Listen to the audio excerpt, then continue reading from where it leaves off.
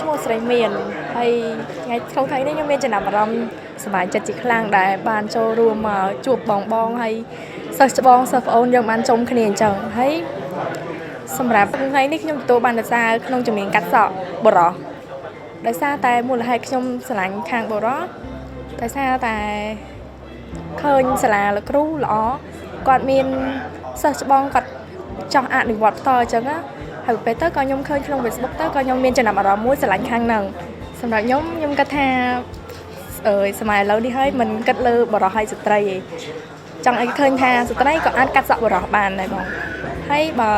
ទៅថ្ងៃដល់មុខទៀតខ្ញុំទទួលជោគជ័យខ្ញុំចង់បើកជាហាងខ្លួនឯងផ្ទាល់ខ្លួនហើយចង់ធ្វើជាគ្រូបរិញ្ញាបត្រដោយលោកគ្រូដែរ